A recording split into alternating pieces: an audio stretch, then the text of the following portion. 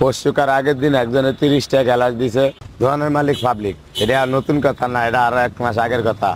আমার কিছু না, এটি সব পাবলিক। টাকা পয়সা বেচা কিনি যাওয়া সব পাবলিক। এখানে আমি তো কর্মচারী, আমার হাজিরা নেই, এটা নতুন কথা না, এটি আগের এই রোয়া। আপনি গাছ রুইলে আনা ফল খাইতে পারবেন। আরে টাকা কে দিবে তো উপরওয়ালা জানে, টাকা কে দিবে উপরওয়ালা জানে। 535 জন অসহায় ছেলে মেয়ে পড়াশোনা করে, তার 115 জনই এতিম। জানি না আপনার বাড়ির পাশে কোনোদিন গেছেন কি না। আমার বাড়ি চাঁপাই নবাবগঞ্জ, রাজশাহী। ওখানে এসে আপনার এখানে আমি প্রতিষ্ঠান গড়ি। 14 থেকে 16 বিঘা জমির ওপরে এদেশের সবচেয়ে বড় প্রতিষ্ঠান। 600 প্রায় ছেলে, প্রায় 400 মেয়ে বাংলাদেশের বিভিন্ন জেলার। 1000 ছেলে মেয়ে এখানে থাকা আবাসিক প্রায় সব। আর 1250 ছেলে থাকে ডাঙ্গিপাড়া পবা রাজশাহী।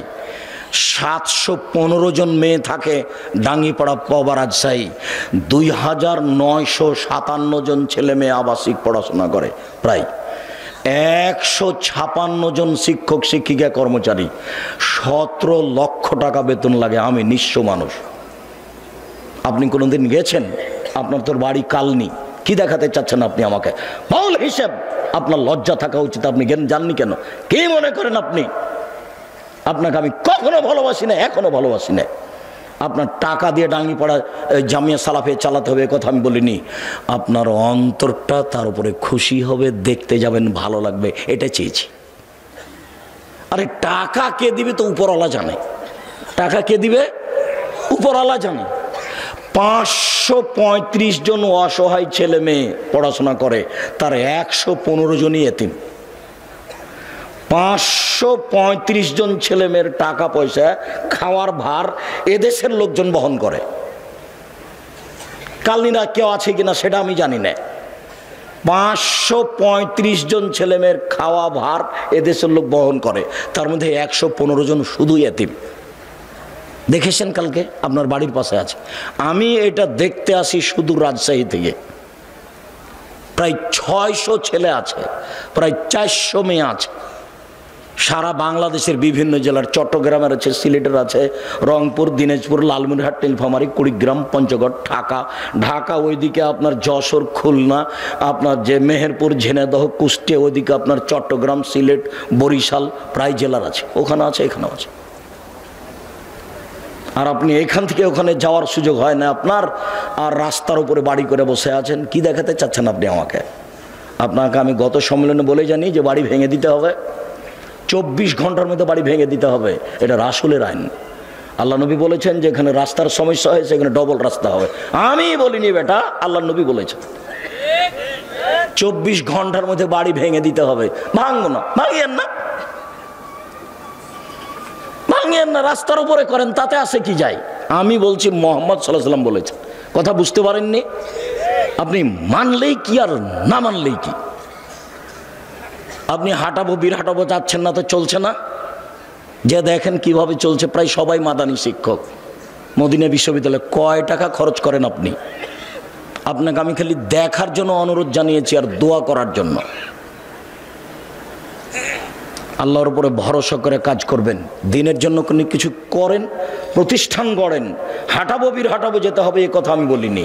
কালনীতি করেন, প্রতিষ্ঠান গড়েই ছেলে মেয়ে তৈরি করতে হবে, তারাই জাতির সামনে কথা বলবে। আমি আব্দুর রাজ্জাক বিন ইউসুফ কওমি খারেজি মাদ্রাসার ছাত্র। 1976 সালে আমার পড়া শুরু হয়, আর 88 আগস্টের 20 তারিখ রোজ বুধবার বিকাল 3টে থেকে আমি শিক্ষক। আমি সর্বপ্রথম 1996 সালে ঢাকায় এসেছিলাম 88 আগস্টে। কিন্তু বিতর্কিত বৈঠকে আমি এসেছিলাম 1996 সালে। ঢাকার বংশালের কোনো এক বাড়ির তিনতলায় বৈঠক হয়েছিল। সেদিন বৈঠকের সভাপতি ছিলেন আবু তাহের বর্ধমানী। কথার ফাঁকে ফাঁকে আমি দাঁড়াই কথা বলার জন্য। তখন আবু তাহের বর্ধমানী বলছেন, এই ছেলে তুমি বসো। আমি বৈঠক শেষে বলেছিলাম, জনাব আপনার কথাই যদি চূড়ান্ত হয় তাহলে এই বৈঠক কোনোদিন কল্যাণ আনতে পারে না। এক পর্যায়ে উনি বলেছিলেন গোলালু খেতে হবে, তার প্রমাণ কোথায়? তখন আব্দুল সাত্তার ত্রিশালী বলেছিলেন ভাত খেতে হবে, তার দলিল কোথায়? কথা ঠিকই আছে। তখন আবু তাহের বর্ধমানী বলছেন, চুপ থাক বেয়াদব। এই ভাষাটা উল্লেখ করলেন, পরিবেশ 1 মিনিট থমথমে হয়ে গেল। আমি বললাম, আপনার কথা যদি শেষ কথা হয় তাহলে বৈঠক করলে নামতে পারে না।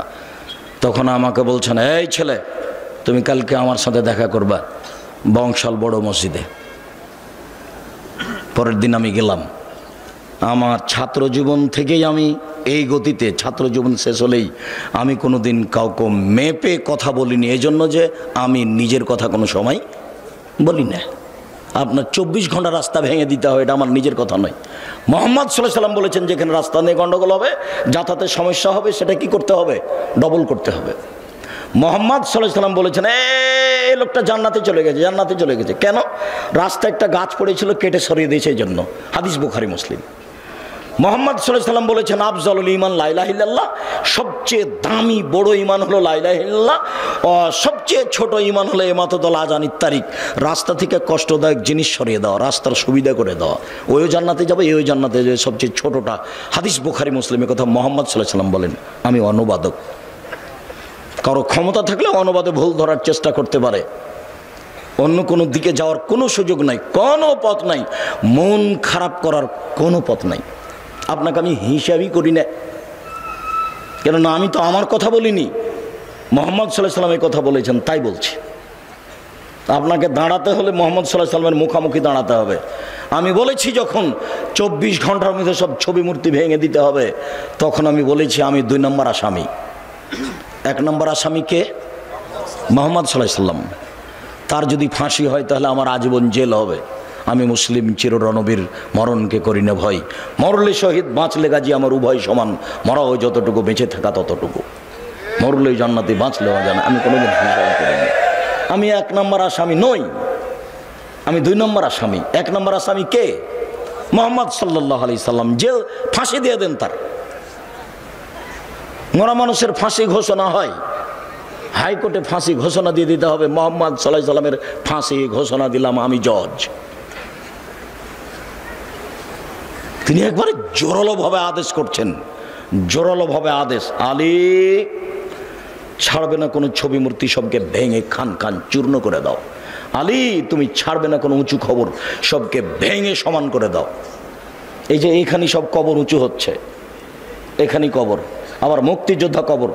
বেটা কি দেখাচ্ছেন আপনি কবর পাকা করে? অসম্ভব। মোহাম্মদ সাল্লাল্লাহু আলাইহি সাল্লাম বলেছেন আদেশ। কে এমন মায়ের বেটা আছে যে মায়ের বেটা দলিল নিয়ে আমার মুখের উপরে কথা বলতে পারে? ক্ষমতা দিয়ে কথা বলা একেবারেই সহজ। আমি আব্দুর রাজ্জাক নিঃস্ব মানুষ, আমার বংশীয় ক্ষমতা নাই, আমি কোনো দল সংগঠন করি না, আমার দলেরও ক্ষমতা নাই, আমার বংশেরও ক্ষমতা নাই, আমার টাকারও ক্ষমতা নাই। যে কোনো সময় আপনি প্রতিশোধ নিতে পারেন, প্রতিশোধ নিতে সমস্যা হবে না। তবে আমি আব্দুর রাজ্জাক বিন ইউসুফ বলছি, মোহাম্মদ সাল্লাল্লাহু আলাইহি সাল্লাম বলেছেন উঁচু কবর ভেঙে দিতে হবে। এবার বলছি, দেখি কোন মায়ের বেটা এই কথা 19-20 করতে পারে? এমন কোন মায়ের বেটা পৃথিবীতে জন্ম নিয়েছে, তার সাথে আমি মুখামুখি হতে প্রস্তুত রয়েছি। উঁচু কবর কেন? কি দেখাতে চাচ্ছেন আপনি? কি বলতে চাচ্ছেন আপনি? সম্মানিত দিনী ভাই বোন, আপনার কথার কারণে আমি কথাগুলি বলে ফেললাম, যদিচ আমি জোরে কথা বলতে চাচ্ছি না। আপনাকে আমি অনেক ভালোবাসি। আমি আপনার কাছে যেটা চেয়েছি সেটা হচ্ছে আপনি জামিয়া সালাফিয়ার জন্য দোয়া করবেন। আমার মনে বড় স্বাদ, এদেশের মাটিতে আমি উন্নত মানের প্রতিষ্ঠান গড়বই গড়ব ইনশাআল্লাহ। জামিয়া সালাফিয়ার ডাঙ্গিপাড়া পবা রাজশাহী প্রায় 20 বিঘা জমির উপরে, এত বড় এরিয়া নেই, এদেশে কোনো প্রতিষ্ঠান নাই, এদেশে নাই। জামিয়া সালাফিয়া ডাঙ্গিপাড়া পবা রাজশাহীর মসজিদটার জমি হচ্ছে 90%। 3000 মুসল্লি একসাথে সালাত আদায় করতে পারবে। 1 তলা কমপ্লিট হয়ে গেছে, প্রায় কমপ্লিট, 2 তলার কাজ আরম্ভ হয়েছে। এখানেও আরম্ভ করতাম 3 বছর আগে, জমি ঠিক হয় না, মানে জমি ঠিক করতে পারি না আজ পর্যন্ত। একজন রাজি হলে আরেকজন হয় না, আরেকজন রাজি হলে আরেকজন হয় না। হাটাববির হাটাবর লোককে বলেছি আগামীকাল যদি জমি ঠিক হয়ে যায়, পরের দিন আমি কাজ আরম্ভ করবো ইনশাআল্লাহ। আজকে যারা আছে হাঁটাবো বিরহাটাবো লোক বলুক যে আসেন কোথা থেকে জমি নেবেন নেন, যদি কালকে ঠিক করতে পারে পরের দিন আমি কাজ শুরু করবো ইনশাল্লাহ, আমি প্রস্তুত আছি। কাজ কিভাবে হবে আমি জানি না। 2013 সালের 24শে আগস্ট মঙ্গলবার 11টার সময় হাঁটাবো বিরহাটাবো ওই জামিয়া সালাফিয়ার ওই কাঁঠাল গাছের নিচে আমি বলেছি আমার হাতে টাকা নেই, এ কথা সত্য, এখানে প্রতিষ্ঠান গড়বে এই কথা সত্য, ইনশাল্লাহ গড়বেই গড়বে। 65 বছর থেকে ওই সব জমি পড়ে আছে, 65 বছর থেকে। ওই জমিটা সমতল করতে, মোটামুটি সমতল করতে এখনো পারিনি, প্রায় 15 থেকে 16 লক্ষ টাকা খরচ আছে জামিয়া সালাফিয়ার, এখনো সমতল হয়নি। মোটামুটি যা হয়েছে তা একবার দেখে আসিয়েন। গাজীপুরের এ একালার মাটি একটা নিচু একটা এরকম উঁচু, বড় বেমানান, তাকে ঠিক করতে এত টাকা খরচ হয়, আপনি দেখে আসেন একটু। আমি আপনাকে দেখতে অনুরোধ করেছি আর দোয়া করতে অনুরোধ করেছি, টাকা দিতে অনুরোধ করিনি, টাকা ওপরে আছে, ও যার টাকা নেবে তাকে পাঠিয়ে দেবে ওখানে। আপনি মনে করছেন এমনি এত বড় প্রতিষ্ঠান চলছে, 535 জন অসহায় ছেলে মেয়ে থাকে, তার 115 জন শুধু এতিম, আমি টাকা দিই? আমি একদিনের টাকা দিতে পারবো না, এক সন্ধ্যার। আমি তো ভিক্ষা করি, ভিক্ষা করে বাড়ি মানুষের বাড়ি বাড়ি। কারোর কাছে 500টা 1000 টাকা নিতে আমাকে 10 বার মোবাইল করা লাগে, 20 বার বারে 50 বার লাগে। ভিক্ষা করে প্রতিষ্ঠান চালাই, নিঃস্ব, কোনো নির্ধারিত মানুষ নাই এর নিচে, চলছে, চলবে ইনশাল্লাহ। 2016 সালের 17ই ফেব্রুয়ারি রোজ বুধবার বিকাল 4:30-5টার সময় জামিয়া সালাফিয়া ডাঙ্গিপাড়া পাওয়া রাজশাহী, ওইখানে বলেছিলাম আমার হাতে টাকা নেই, এ কথা সত্য, এখানে প্রতিষ্ঠান গড়বে, এ কথা সত্য, ইনশাল্লাহ গড়বেই গড়বে। কয়েক কোটি টাকার জমি ওখানেও কিনা আছে, কয়েক কোটি টাকার জমি এখানেও কিনা আছে। ওখানে 1300 মানুষের ছেলেদের অংশে রান্না হয়, আর মেয়েদের অংশে 700 750 মহিলার রান্না হয়। তার 715 জন শুধু খালি মেয়ে। 3টে করে গার্ড আছে ওখানে, 6 জন গার্ডের, এখানে 2 জন গার্ড আছে। আপনি সহজে এমনি ঢুকতে পারবেন না, এখানে যান, এখন যান, দেখে আসেন, আপনি এমনি ঢুকতে পারবেন না, কোনোদিন তো দেখারও আপনার সাথ জাগে না। কথাটা বলেই রাখি, এদেশের শীর্ষস্থানীয় আলেম ওলামা বক্তব্য দিবেন এই মার্চের 5-6, বৃহস্পতিবার শুক্রবার, সামনের বৃহস্পতিবার শুক্রবারের পরের বৃহস্পতিবার শুক্রবার। আপনি মুরব্বী মানুষ, আপনাকে আমি অনুরোধ জানাচ্ছি, আপনি ওখানে যাবেন, দেশের শীর্ষস্থানীয় বড় বড় আলেম ওলামা কথা বলবেন। আকরামুজ্জামান বিন আব্দুস সালাম তার মধ্যে একজন।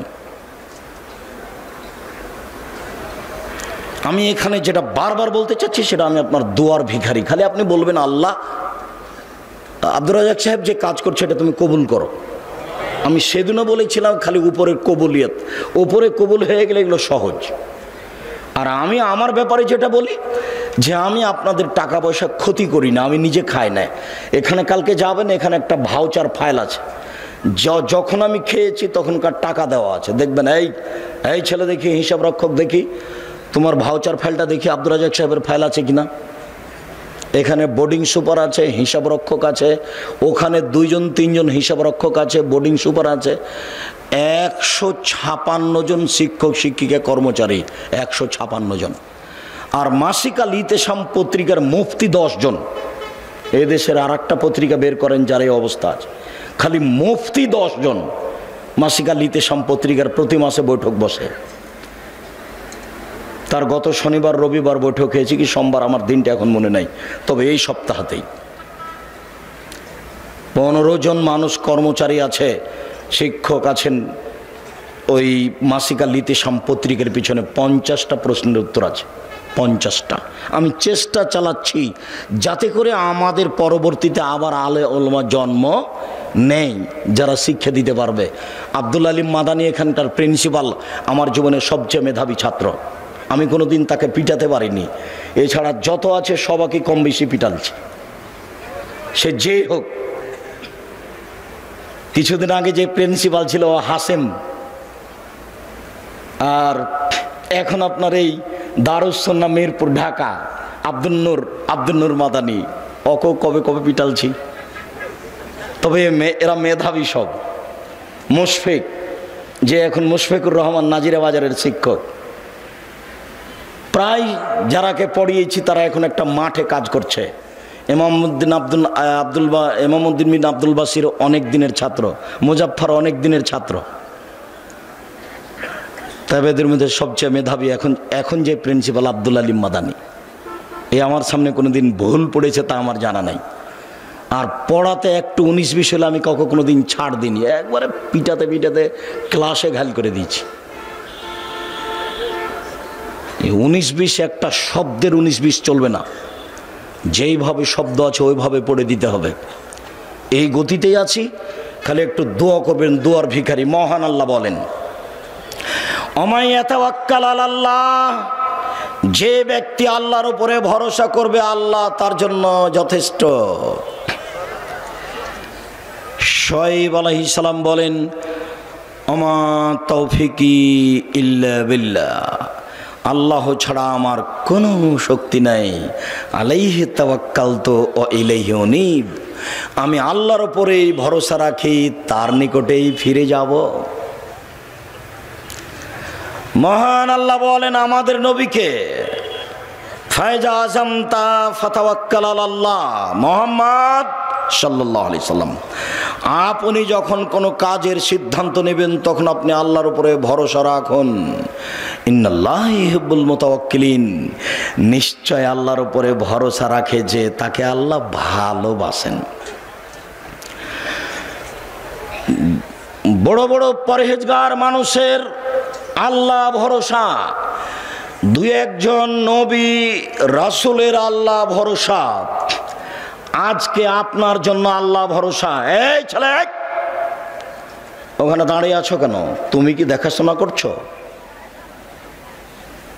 যারা এখানে পাশ দিয়ে হাঁটছে তারা হাঁটছে কেন? তোমরা একটু দেখতে পাও না?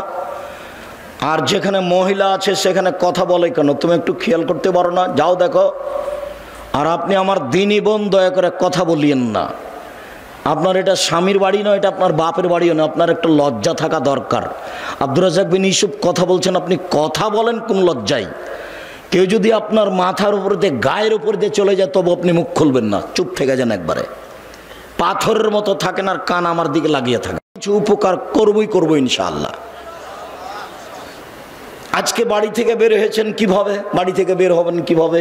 রাসূল সাল্লাল্লাহু আলাইহি ওয়াসাল্লাম বলছেন, বিসমিল্লাহি তাওয়াক্কালতু আলাল্লাহ লা হাওলা ওয়ালা কুওয়াতা ইল্লা বিল্লাহ। এ দেখেন, বিসমিল্লাহি তাওয়াক্কালতু আলাল্লাহ, আমি আল্লাহর নামে বাড়ি থেকে বের হচ্ছি, তারই উপরে ভরসা করি। আমার চলা থেমে যাওয়া আল্লাহর শক্তিতেই হয়। চলতে পারি ওরই শক্তিতেই, থেমে যাই তারই শক্তিতেই। বিসমিল্লাহি তাওয়াক্কালতু আলাল্লাহ লা হাওলা ওয়ালা কুওয়াতা ইল্লা বিল্লাহ। মনে থাকবে না? আজ থেকে বাড়ি থেকে বের হলে এটা ব্যবহার করবেন, বক্তব্যের সাথে মুনাফিকি করবেন না। এই ছেলে, আরেকজনের গায়ে হাত দিয়ে আছো কেন? রেডি হও, ঘুম আসে, একটু প্রস্তুতি নাও। আমার অল্প সময় কথা, আমি নিজেই ক্লান্ত, উপস্থিত হতে চাইনি। আসলে উসমান ভাই, মোশাররফ এরা খুব জোর করে উপস্থিত করেছে। তাদেরও ভালো হোক, তারা একটা ভালো কাজের জন্য চাপ দিয়ে নিয়ে এসেছে। দয়া করে আপনি অপ্রস্তুত অবস্থায় থাকবেন না। আর যখনই কোনো কাজ করতে চাইবেন, ছেলে বলল আব্বু একটা কলম আনিয়েন, তখন আপনি কি বলবেন? ইনশাআল্লাহ। আনবো এ কথা বলে থেমে যাবেন না। আনবো এই কথা বলে যদি থেমে যান তাহলে কলম কিনে আনার দায়িত্ব আপনি নিলেন। আর যদি আপনি বলেন ইনশাআল্লাহ, তাহলে কলম কিনে আনার দায়িত্ব কার উপরে চাপিয়ে দিলেন? আল্লাহর উপরে। হোক আর না হোক, লাভও নাই লসও নাই, হলে ভালো না হলে ভালো। আমি তো কাজ কার উপরে চাপিয়ে দিয়েছি? উপরে উপরে আমি বলেছি ইনশাআল্লাহ। আর যদি আপনি বলেন ঠিক আছে আনবো, তাহলে কাজ উপর নিজের উপরে নিয়ে নিলেন, নাও হতে পারে। সুলাইমান আলাইহিস সালামকে আল্লাহ ঠেকিয়ে দিয়েছেন। সুলাইমান আলাইহিস সালাম বলেন আমরা 100 জন বউ, সবার কাছে যাব, সব ছেলে জন্ম নেবে, সবাই হবে যোদ্ধা, যুদ্ধ করে দেশ দখল করব। তুমি ইনশাআল্লাহ বলেননি। একটাও স্ত্রী সন্তান দিল না, একজন দিলে তো অর্ধঙ্গ অচল। তখন আল্লাহ বলছেন সুলাইমান ক্ষমতা দিয়ে কাজ হবে না, ইনশাআল্লাহ বলতে হতো। কাজ আমার উপরে চাপায়, কাজ আমার উপরে চাপায়। আপনাকে বলছি, এখন আপনাকে বলছি, উপস্থিত বৈঠকের মুসলিম বোন, কথা বলছো কেন? চুপ থাকো। উপস্থিত বৈঠকের মুসলিম বোন, আপনাকেই বলছি, এদিকে খেয়াল করেন, আপনাকেই বলছি। কোনো কাজ করতে গেলে স্বামী একটা কাজ আপনাকে করতে বললো যে এই কাজটা করো, আমি আসছি, তা আপনি কি বলবেন? ইনশাআল্লাহ। বুঝতে পারলেন না মনে হয়? আপনি মহিলা মানুষ, এখনো গল্প করছেন নাকি? কি বলবেন? ইনশাআল্লাহ। স্বামী বলছেন তুমি এই কাজটা করো, আমি যাচ্ছি, তখন আপনি কি বলবেন? ইনশাআল্লাহ। তাহলে কাজটা আর একজনের উপরে চাপিয়ে দেওয়া হলো। দেখেন, নবীগণের আল্লাহ ভরসা। ইব্রাহিম, জি, মূর্তি কে ভেঙেছে? আরে আমাকে বলছেন কেন? ওই যে বড়জন কুড়াল ঘাড়ে করে আছে, তাকেই বলেন। ও কি কথা বলতে পারে? তুমি তো আমাদের ব্যঙ্গ করছো দেখছি। এই যুবকেরা কে আছো? গর্ত খনন করো, খড়ি জমা করো, আগুন লাগিয়ে দাও, একে ফেলে দাও। ইব্রাহিম আলাইহিস সালাম নিঃস্ব মানুষ, দলও নেই, সংগঠনও নেই, বংশও নেই, কিছুই নেই, একেবারে কোনো কিছু করার ক্ষমতা নেই, একেবারে কিছুই নেই, সাথেও কেউ নাই। এই যুবকরা গর্ত খনন করো, খড়ি জমা করো, আগুন লাগিয়ে দেখে ফেলে দাও। ধরে ফেলে দিল, কোনো ক্ষমতা নাই তার, নিঃস্ব মানুষ। যখন ফেলে দেওয়া হলো তখন বলছেন হাসবুনাল্লাহু ওয়া নি'মাল ওয়াকিল, আল্লাহ আমার জন্য যথেষ্ট, তিনি সুন্দর কাজ করেন। কালা ইব্রাহিম হিনা উলকিয়া ফিন্নার, এই বাক্যটা ইব্রাহিম আলাইহিস সালাম বলেছিলেন যখন তাকে আগুনে নিক্ষেপ করা হয়েছিল। হাদিস বুখারী মুসলিম। হাসবুনাল্লাহু ওয়া নি'মাল ওয়াকিল, বিপদে পড়ে গেছেন, শত্রু মুখামুখি, কি বলবেন? হাসবুনাল্লাহু ওয়া নি'মাল ওয়াকিল। বক্তব্য শেষ হয়ে গেছে, আমার সামনে আসছে বৃষ্টির মতো ঢেল পাথর।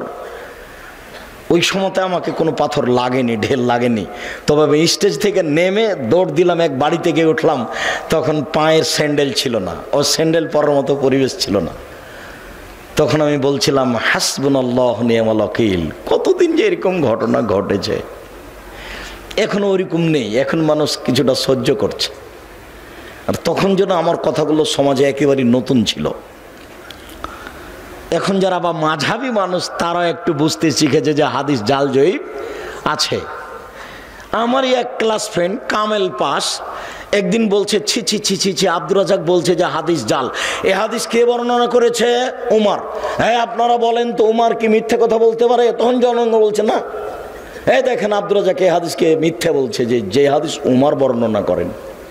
জনগণ তো আর বুঝে না, জনগণ তো আর বুঝে না যে হাদিস কিভাবে নকল হয়েছে। ওই মাইকটার ওখানে আল্লাহর নবী, আপনাকে দেখাচ্ছি, ওই মাইকটার ওখানে আল্লাহর নবী। এবার আল্লাহর নবী থেকে কথা শুনছেন আমার ওই ভাইয়ের ওখানে আবু হুরায়রা রাদিয়াল্লাহু তাআলা আনহু, উনি সাহাবীর স্থানে, তারপরে সাহাবীর পরে তাবেঈর স্থানে, তারপরে তাবেঈর পরে ইনি একজন, তারপরে আমার স্থানে ইমাম বুখারী। এখন ইমাম বুখারী বলছেন, আমি হাদিস শুনেছি আমার শিক্ষক মাখুল হতে, তিনি বলছেন আমি হাদিস বর্ণনা করছি আমার শিক্ষক নাফে হতে, নাফে বলছেন আমি হাদিস নকল করছি আমার শিক্ষক আবু হুরায়রা হতে, আবু হুরায়রা বলছেন আমাকে আল্লাহর নবী বলেছেন। এইভাবে হাদিসের সূত্র আছে। তো ইনি বাড়িতে বসে বসে আরবি বানালছেন, দিয়ে এইভাবে রেডি করেছেন। কথা বুঝেননি? তার নাম জাল হাদিস, তার নাম জাল হাদিস। দেখবেন আপনি মুখামুখি দেখবেন, মুখামুখি দেখেন, একবারে মুখামুখি। বেশ কিছু হাদিস আছে, দাড়ি চাঁচা যাবে না, ছোট করা যাবে না, দাড়ি বড় করো। নবীগণের বৈশিষ্ট্য 10টি, পৃথিবীর সকল নবীর বৈশিষ্ট্য 10টি। 1, দাড়ি ছেড়ে দাও, ইচ্ছে মতো বড় হবে। 2, মোচ কেটে ফেলো, ব্লেড ব্যবহার করা হবে না, মোচ কাটতে হবে, মোচ থাকবে দেখে পুরুষ মনে হবে। দাড়ি আর মোচ চেঁচে ফেল দিল, ওকে বেটি ছেলে মনে হয়, মহিলা মানুষ, তখন তার উপরে অভিশাপ হবে। দাড়িও নাই মোচও নাই, তখন ও নারী, তারপরে অভিশাপ, তারপরে অভিশাপ, তারপরে অভিশাপ। মোচ থাকবে, দাড়ি থাকবে, পুরুষ মনে হবে, আর পুরুষত্বা শক্তি কমবে না। তখন নারী বুঝতে পারবে, ওই বোকা মহিলা তো বুঝেনি, তাই দাড়িকে খারাপ মনে করছে। ও যদি বুঝতে পারতো যে দাড়ি থাকলে পুরুষত্বা শক্তি বাড়ে, তাহলে তো বলতো না তুমি আরো দাড়ি রাখো, তুমি আরো দাড়ি রাখো, তুমি আরো দাড়ি রাখো। ও তো ওর বুঝেনি ধর্মের ব্যাপার। 2, বগলের লোম উঠিয়ে ফেলো, নারী পুরুষ একই হুকুম, ব্লেড চলবে না, নবীগণের বৈশিষ্ট্য। 3, 4, নখ কেটে ফেলো, নবীগণের বৈশিষ্ট্য। যত পুরুষ নারী আছেন বিছানে ঘুমাবেন না, আগে নখ কাটবেন, তারপরে। এই ছেলে, দোকানে চা করছো, তোমার নখ বড় কেন? তুমি আর শরম পাও না? তুমি মুসলমানের বাচ্চা, নখ বড় কেন? তুমি আজকে নখ কেটে ঘুমাবা। উপস্থিত বৈঠকের মুসলিম বোন আপনাকে বলছে, এই মেয়ে, নখ বড় কেন তোমার? তোমার বাপ দেখে না? তোমার মা দেখে না? দুনিয়াতে এমনি আছো নাকি? বাপ নাই তোমার, মা নেই তোমার? খারাপ লাগে? তোমাকে খারাপ লাগে শুনতে? খারাপ লাগে কেন? তোমার বাপ আছে তো তোমার নখ বড় কেন? তোমার মা আছে তো তোমার নখ বড় কেন? কিসের তোমার বাপ মা? তোমার বাপ উপার্জন করবে গার্মেন্টসে, সেই জন্য তোমার বাপ। আর তোমার মা তেল বেশি করে দিয়ে ভাত রান্না করে দিবে তরকারি, সেই জন্য ও মা না। রান্না করতে কাজের মেয়েও পারে, কাজের মেয়ে বলতে পারে না এই নখ কাটো, তোমার মা বলতে পারে এই নখ কাটো। এই মেয়ে, তোমাকে বলছি, তুমি যদি নখ রেখে ঘুমাও, তুমি আমার বক্তব্যের সাথে মুনাফিকি করেছ। এই মেয়ে, তুমি যদি আজ রাতে নখ রেখে ঘুমাও, তুমি আমার বক্তব্যের সাথে মুনাফিকি করেছ। তোমার এখানে বক্তব্য শুনতে আসা ঠিক হয়নি, তুমি আমার বক্তব্যের সাথে মুনাফিকি করো না। নিচের লোম পরিষ্কার করতে হবে, ঊর্ধ্বে টাইম 40 দিন, পুরুষ নারী একই হুকুম। ব্লেড ব্যবহার করা যাবে না, এ কথা মিথ্যা। যা দিয়ে সম্ভব, যেভাবে সহজ সেভাবেই পরিষ্কার করবে, নারী পুরুষ একই হুকুম। যেটা বলতে যাচ্ছিলাম, একাধিক সহিহ হাদিস, দাড়ি ছেড়ে দিতে হবে। তিরমিজিতে একটা হাদিস আছে, জাল হাদিস, আল্লাহর নবী তার দাড়ির 2 পাশ থেকে এবং সামনে থেকে কেটে ছোট করতেন। ওটাও হাদিস, এটাও হাদিস। বুঝাতে পারলাম না? আমি কি বুঝাচ্ছি তা বলতে পারেনি, বুঝতে পারেননি মনে হয়। তার মানে দাড়ি রেখে দিতে হবে, ওটা বুখারী মুসলিমের সহিহ হাদিস। আর দাড়ি কেটে ফেলতে হবে, নবীও কাটতেন, এটা কোন হাদিস? জাল হাদিস, এটা মানুষে বসে বসে বানালছে। বুঝতে পারলেন না? মুহাম্মদ সাল্লাল্লাহু আলাইহি সাল্লাম বলেন, মহিলার দিকে লক্ষ্য করা যাবে না। আল্লাহর নবী হঠাৎ যদি কোনো মহিলার উপরে চোখ পড়ে যায় তাহলে কি করব? তখন আল্লাহর নবী বললেন, তুমি তোমার মুখটা তার থেকে সরিয়ে নিবা। তার মানে টিভির পর্দার দিকে তাকিয়ে তার খবর শোনা যাবে না। কোনো মানুষ যদি টিভিতে খবর শুনতে চায় তাহলে তাকে এইভাবে বসতে হবে। রং মাখানো পতিতালয়ের মেয়ে টিভির পর্দাতে এসে বক্তব্য দিচ্ছে, আপনি তার দিকে চোখ রেখে আছেন, তখন আপনি পরহেজগার? ছি ছি ছি ছি, একটু লজ্জা লাগে না? একটু শরম হয় না? একটু হায়া লাগে না? বেটা তাহাজ্জুদ পড়ে, মাথায় টুপি দিয়ে থাকে, একটু শরম করা দরকার। খারাপ লাগছে, খারাপ লাগবে কেন? বসেন কেন? বসবেন কেন? আপনি বলেন যে আমি খুব ভালো মানুষ, বলেন দেখি, বলেন আপনি ভালো মানুষ, আপনি বলেন দেখি। রাসূল সাল্লাল্লাহু আলাইহি সাল্লাম বলছেন 3 শ্রেণীর মানুষ জান্নাতে, জাহান্নামে যাবে না, ও জান্নাতে যাবেই যাবে। তার 1 শ্রেণীর মানুষ হচ্ছে বেগানা নারী, অপর নারীকে দেখে চক্ষু নিচু করে, যে সে জান্নাতে যাবে। আমি বলিনি, মুহাম্মদ সাল্লাল্লাহু আলাইহি সাল্লাম বলেছেন 1 শ্রেণীর মানুষকে আমি জান্নাতে নিয়ে যাব। কিভাবে নিয়ে যাবো সেটা আমার ব্যাপার। সেই পুরুষ যারা অপর নারীকে দেখে চক্ষু নিচু করে। তাহলে একাধিক সহিহ হাদিস, নারীর দিকে দেখা যাবে না। আর একটা হাদিস আছে, আল্লাহর নবী বলছেন, কেউ যদি সুন্দরী মেয়ের দিকে তাকায় তাহলে চোখের পাওয়ার বেড়ে যাবে। হাদিস জাল। এদেশে একটা বই পাওয়া যায়, বক্তা শ্রোতার পরিচয়, দেখুন কিনে, দেখুন, ওটাও হাদিস, এটাও হাদিস। মুহাম্মদ সাল্লাল্লাহু আলাইহি সাল্লাম বলেন, সালাতের সালাম হচ্ছে, সালাত শেষ হচ্ছে আসসালামু আলাইকুম রাহমাতুল্লাহ, আসসালামু আলাইকুম রাহমাতুল্লাহ। আবু দাউদে একটি হাদিস আছে, সালামের বৈঠকে বসে বায়ু ছেড়ে দিলেই সালাম হয়ে যাবে। আসসালামু আলাইকুম রাহমাতুল্লাহ, আসসালামু আলাইকুম বলা লাগবে না। মানুষের বানানো প্রায় 3 লক্ষ হাদিস আছে। আমি আব্দুর রাজ্জাক বিন ইউসুফ 10,000 হাদিস রেখেছি আপনাকে দেখানোর জন্য। টাকার গায়ে লেখা আছে, চাহিবা মাত্র ইহার বাহককে দিতে বাধ্য থাকিবে।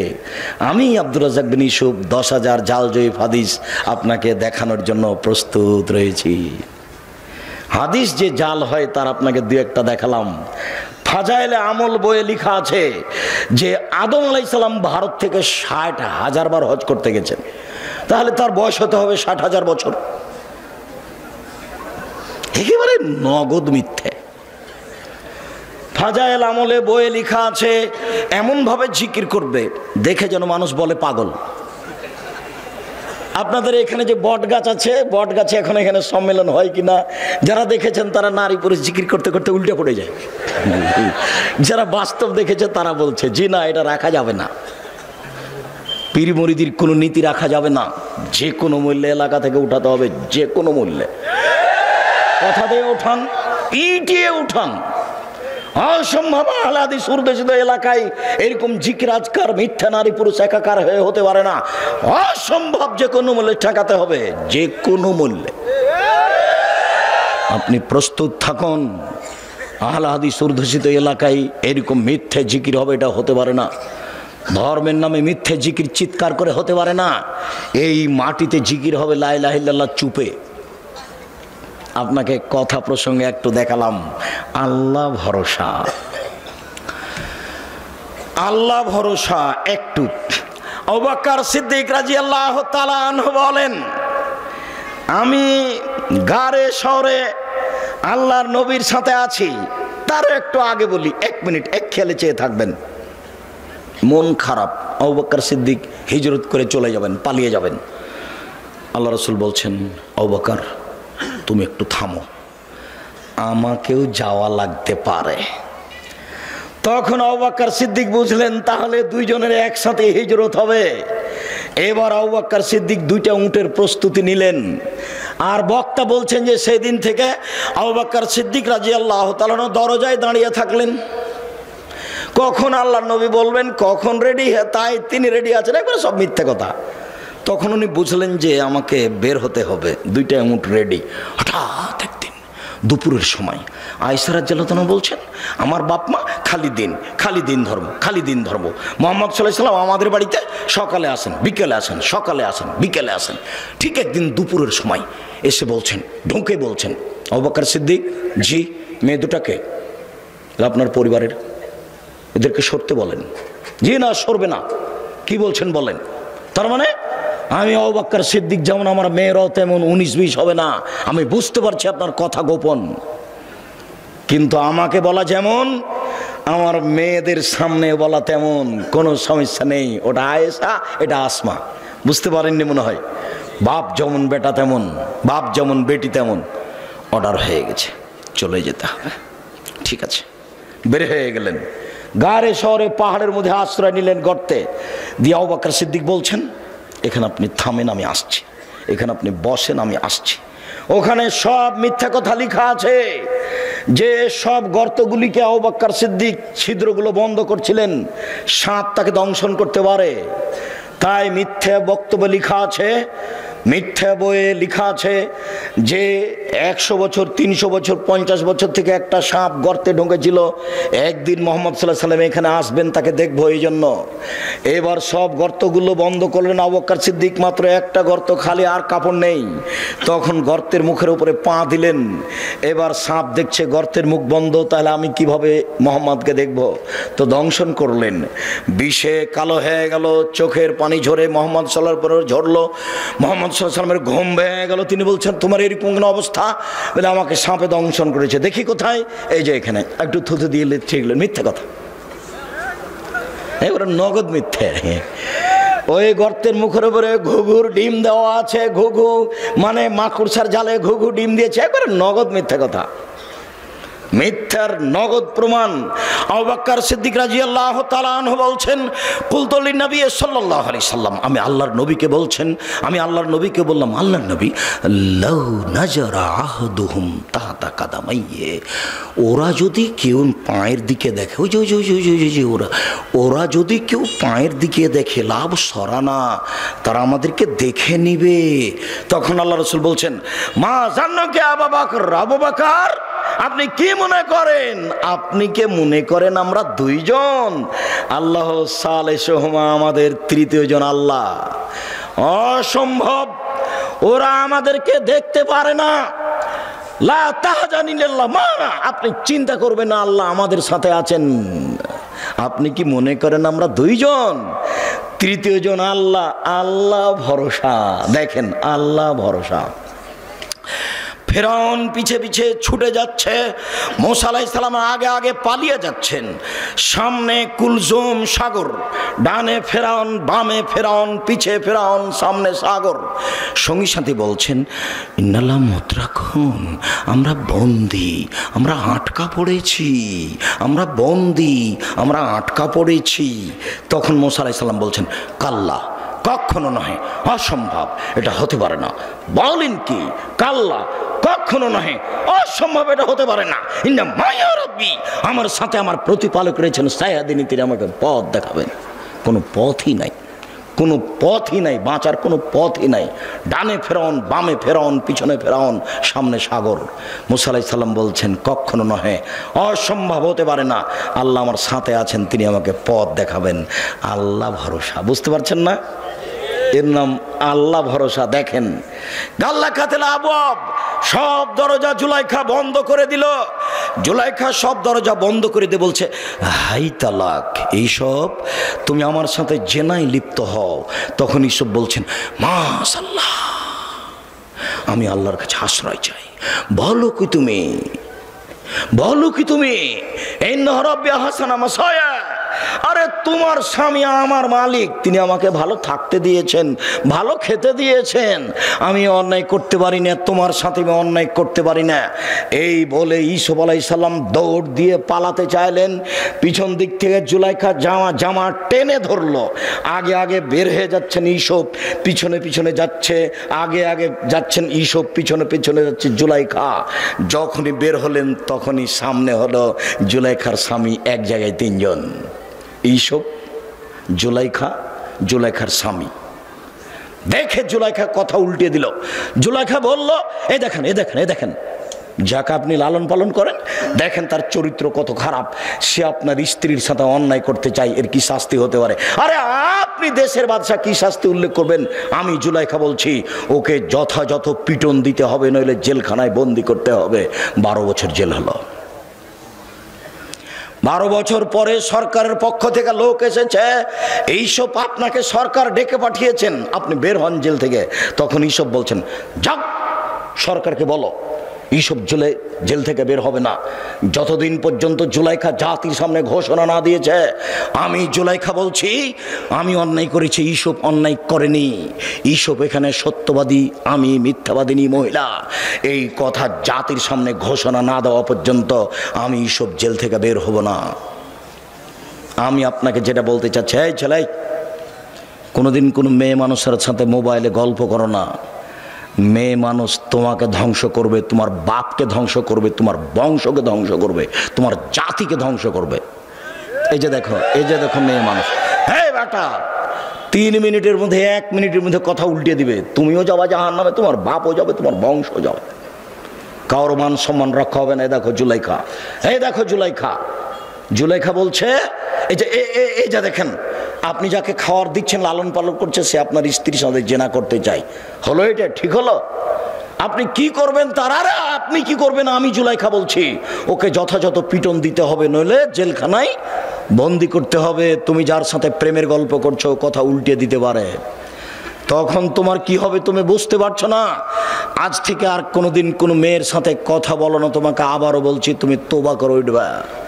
উঠার সময় বলবে, আস্তাগফিরুল্লাহ ওয়া আতুবু ইলাইহি, আমি তোবা করছি, জীবনে আর কোনোদিন তার সাথে কথা বলবো না ইনশাআল্লাহ। এই ছেলে, তোমাকে আরো একটা বলে দিচ্ছি, তুমি এদিকে খেয়াল করো তো। আজকে এখানে তোবা করে উঠেছ, গিয়ে রাত্রে ঘুমাতে যাচ্ছ, মোবাইলটা লক করে দিয়েছ, দেখবা 2-1 মিনিট পরে ধীরে হাতটা মোবাইলে চলে গেল, লকটা খুলেছ, রিংও দিচ্ছ, এই সময়তে লাফ দিয়ে উঠে ল্যাপটা দূরে ফেলে দিবা, দূরে ফেলে দিয়ে একবারে ঘর থেকে বের হয়ে বলবা নাউজুবিল্লাহ মিন জালিক, এই শয়তান তোর মুখে লাথি মারি, নাউজুবিল্লাহ মিন জালিক, এই শয়তান তোর মুখে লাথি মারি। আর এই পাটা মাটির উপরে রেখে তুমি এই করবা, ঘষবা, তোর মুখে লাথি মারি, তোর মুখে লাথি মারি, তোর মুখে লাথি মারি, নাউজুবিল্লাহ মিন জালিক। তুমি 2-1 মিনিট করো, দেখবা তুমি স্বাভাবিক হয়ে গেছো, সারা রাত আর ও তোমার কাছে আসবে না। তুমি যে তোবা করে গেছো, এই জন্য তোমার ঘরে খালি শয়তানে এমনভাবে ভিড় লেগেছে, তুমি দেখলে অজ্ঞান হয়ে যেত। শয়তানের কাজ ইহুদির কাছে নেই, শয়তান জানে যে ইহুদি জাহান্নামে যাবে। শয়তানের কাজ খ্রিস্টানের কাছে নাই, শয়তান জানে যে খ্রিস্টান জান্নাতে যাবে। শয়তানের কাছে হিন্দুদের কাছে নাই, শয়তান জানে যে ওরা জাহান্নামে যাবে। স্কুল কলেজ থেকে শয়তান চলে এসেছে, কেন? যুবক যুবতীর উরু রানের উপরে মাথা দিয়ে বসে আছে। তখন শয়তান বলছে তাহলে আমি আর কি করবো, আমি তো এটা করাতাম, তো ওরাই যখন করছে তখন আমি যাই, তো এখন আমি যাব কোথায়? যে বলেছে আর কোনোদিন প্রেমের গল্প করব না তোর সাথে, তোবা করছি, আমার কাছে ওখানে, তোকে আজকে রাত্রে ঠগাবোই ঠগাবো, তোকে আমি দেখে ছেড়ে দেবো। এই কথা তোমার সাথে বাজি লেগেছে ইবলিস। এই বেটা তোর সাথে বাজি লেগেছে ইবলিস, এই ছেলে তোমার সাথে বাজি লেগেছে ইবলিস। যখন ইবলিসকে আল্লাহ বলেন এই আদমকে সিজদা করলি না কেন, তখন ইবলিস বলছে আমি সিজদা করব মানে? আদম মাটির তৈরি, আমি আগুনের তৈরি, তাকে কেন সিজদা করব? তখন আল্লাহ বলছেন সর, সর এখান থেকে, সর, দূর হ। তখন ইবলিস বলছে হ্যাঁ দূর হয়ে যাব, তবে আমাকে একটা ক্ষমতা দিতে হবে। কি? আজীবন বেঁচে থাকবো। ঠিক আছে দিলাম। আর একটা, আদমের ছেলে মেয়েকে দেখে ছেড়ে দেবো কিভাবে জান্নাতে যায়। আমি যাব জাহান্নামে আর ওরা যাবে জান্নাতে, আমি ওদের দেখে ছেড়ে দেবো কিভাবে জান্নাতে যায়। তাহলে কথোপকথন মুখামুখি কার সাথে হচ্ছে? আল্লাহর সাথে। কার? ইবলিসের। ইবলিস আল্লাহর সাথে চুক্তি করেছে তোমাকে দেখে ছেড়ে দিয়ে তুমি কেমনে জান্নাতে যাও, যার জন্য তুমি তোবা করার সাথে সাথে তোমার ঘরে এসে ঢুকেছে। আর 1 মিনিট দেখো, 1 মিনিট এদিকে দেখো, এদিকে। আদম জি ফল খাবেন না, যেমন বলেছেন ফল খাবেন না, তেমনি ইবলিস এসে বলছে আমি ভালো মানুষ, আপনি আমার কথা শোনেন, আমি উত্তম পরামর্শ দাদা, আমি ভালো মানুষ, আপনি আমার কথা শোনেন। তারপর আর নাই। হাওয়া কি করা যায়, হাওয়া কি করা যায়? তা হাওয়া বলছেন খাও না। তো যখন বলছে তো সে তো ভালো মানুষ, কি করি? আবার চলে এসেছে, আরে আমি ভালো মানুষ, আমার কথা শোনেন, আল্লাহ আপনাকে জান্নাতে রাখবেন না সেই জন্য এই কথা বলেছে, আপনি খান জান্নাতে থাকবেন, আমি খুব ভালো মানুষ, আমি কল্যাণ কামনা করি, আপনার কল্যাণ কামনা করি। তারপর আর নেই। হাওয়া কি করা যায়? খান না, বলছে তো ভালো মানুষ। এভাবে বলতে বলতে খেয়ে নিয়েছেন, যেমন খেয়েছেন তেমনি আল্লাহ বলছেন আমি নিষেধ করলাম যে আমি।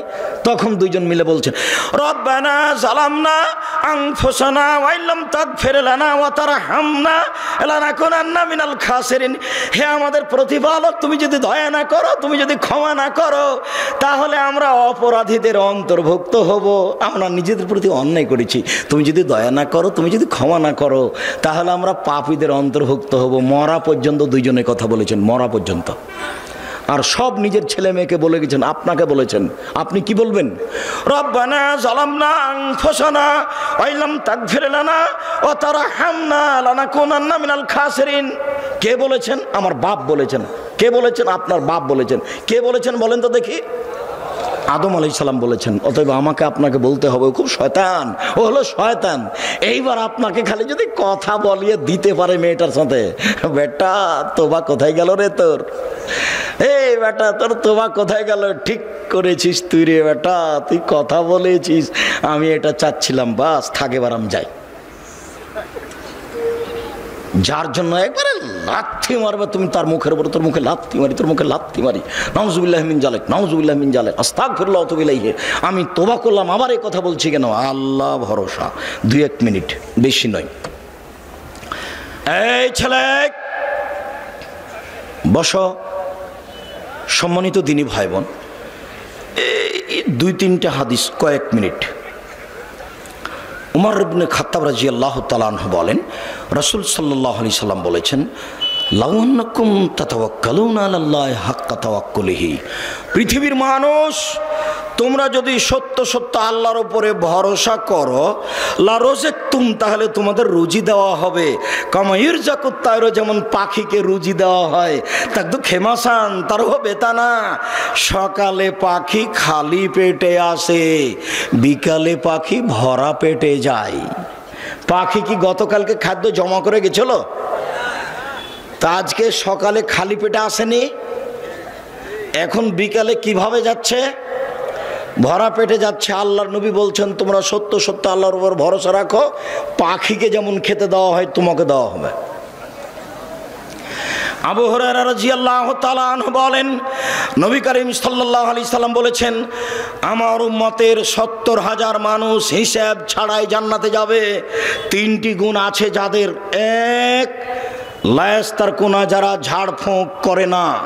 2, ওয়ালায়াতাতাইয়ারুনা, যারা অশুভ ফল গ্রহণ করে না। কার যে মুখ দেখে আসলাম কাজই হলো না, কোন মহিলার যে মুখ দেখলাম, এর নাম অশুভ ফল গ্রহণ করা। 3, ওয়ালা রাব্বিহিম ইয়াতাওয়াক্কালুন, যারা আল্লাহর উপরে ভরসা করে তারা বিনা হিসাবে জান্নাতে যাবে, কোনো হিসাব নিকাশ নাই। আর একটা কথা, আমাদের নবী মুহাম্মদ সাল্লাল্লাহু আলাইহি সাল্লাম বলেন, ওয়াদানি রব্বি, আমার প্রতিপালক আমার সাথে ওয়াদা করেছেন, আমার প্রতিপালকের সাথে আমার চুক্তি হয়েছে, আমার প্রতিপালকের সাথে আমার চুক্তি হয়েছে, আমার প্রতিপালকের সাথে আমার চুক্তি হয়েছে। আমার উম্মতের 70,000 মানুষকে তিনি জান্নাতে দিবেন, হিসাব হবে না। তারপরে বলছেন, মাহকুল্লাল মিন সাবুন আলফ, 70,000-এর প্রত্যেক হাজারের সাথে আরো 70,000, 70,000-এর প্রত্যেক হাজারের সাথে আরো 70,000। এরপরে বলছেন, আমার সাথে চুক্তি হয়েছে, সালাসা হাসায়াতিন মিন হাসায়াতি রব্বি, আমার প্রতিপালক জাহান্নাম থেকে 3 অঞ্জলি মানুষ বের করে জান্নাতে দিবেন। আমার প্রতিপালক 3 অঞ্জলি মানুষ জান্নাত থেকে জাহান্নাম থেকে বের করে জান্নাতে দিবেন। আমার প্রতিপালক 3 অঞ্জলি মানুষ জাহান্নাম থেকে বের করে আব্দুল্লাহ রাহিমাহুল্লাহ বলেছিলেন, মাওলানা আব্দুল্লাহিল কাফি আল কুরাইশিকে, জনাব মাওলানা আব্দুল্লাহিল কাফি আল কুরাইশি, শোনেন, আল্লাহর হাত কি ছোট? আল্লাহর হাত তো জাহান্নামের চেয়ে অনেক অনেক বড়। যখন আল্লাহ অঞ্জলিতে করে জাহান্নাম থেকে মানুষ বের করবেন, তখন তো সবই মানুষ চলে আসতে পারে, ফেরাউনও তো আসতে পারে। মাওলানা আব্দুল্লাহিল কাফি আল কুরাইশি রাহিমাহুল্লাহ বলেছিলেন, জনাব আপনি ঠিক বলেছেন, আল্লাহর হাত জাহান্নামের চেয়ে অনেক বড়, এই কথাই ঠিক। মাওলানা সাহেব, ডক্টর সাহেব, আপনি ঠিক বলেছেন, আল্লাহর হাত জাহান্নামের চেয়ে বড়, এই কথাই ঠিক। তবে আপনি মনে রাখবেন জনাব, অন্তরে ঈমান থাকবে না যার, অঞ্জলিতে আসার সুযোগ হবে না তার। অন্তরে ঈমান থাকবে না যার, অঞ্জলিতে আসার সুযোগ হবে না তার। মূর্তি পূজা করে যারা, কবর পূজা করে যারা, তাদের অন্তরে ঈমান নেই। রবি ঠাকুর যতবার বলছে, ওমা তোমার আকাশ তোমার বাতাস, ততবার ঠাকুর কালিমাকে বলছে, ও কালিমা তোমার আকাশ তোমার বাতাস। এই ছেলে, বিবেচনা করে বেঁচে থাকার চেষ্টা করো। আমি আব্দুর রাজ্জাক বিন ইউসুফ, তোমাদের দিনী ভাই। আমি মানুষ হিসাবে ভুলের ঊর্ধ্বে নই, তবে প্রাণপণে চেষ্টা করি সঠিক বলার। দেশবাসীর কাছে, এলাকাবাসীর কাছে, কালনিবাসীর কাছে আন্তরিকভাবে দুয়ার দরখাস্ত রেখে জামিয়া সালাফিয়া হাঁটাবো, হাঁটাবো। জামিয়া সালাফিয়া ডাঙ্গিপাড়া পবা রাজশাহীর জন্য আন্তরিকভাবে দোয়া করার জন্য অনুরোধ রেখে, সামনে বৃহস্পতিবার আর শুক্রবার মার্চের 5-6 সকলে উপস্থিত হবেন, এই জোরালো দাবি ও দাওয়া রেখে, আল্লাহর উপরে ভরসা করে, কান্নাকাটি করে আল্লাহর কাছে ক্ষমা নেওয়ার জন্য অনুরোধ জানিয়ে, যারা ব্যবস্থাপনা করেছেন তাদের জন্য আন্তরিকভাবে দোয়া কামনা করে। ও মাসুম আছে, ও লেখানি বই আছে, আব্দুল্লাহর বই, এগুলো মিন্নাতুল বারি। এদেশে বুখারীর ব্যাখ্যা ব্যতিক্রম, একটু আব্দুল্লাহ আব্দুর রহমান আব্দুর রহিমের জন্য দোয়া করবেন। আর ওই মিন্নাতুল বাড়িকেও রেখে যাবেন না। আর ওই মাসিক আলিতে সাম পত্রিকা আছে, যাতে 50টা প্রশ্নের উত্তর আছে। আর উপদেশ বইটা দেখছি, ওই বইয়ে আছে আল্লাহ ভরসা। আমার জীবনের সব কথা লেখা আছে উপদেশ বইয়ে, আল্লাহ ভরসা। সকল দিনই ভাই বোনকে বইগুলি সংগ্রহ করার জন্য অনুরোধ জানাচ্ছি। স্টেজ থেকে বিশেষভাবে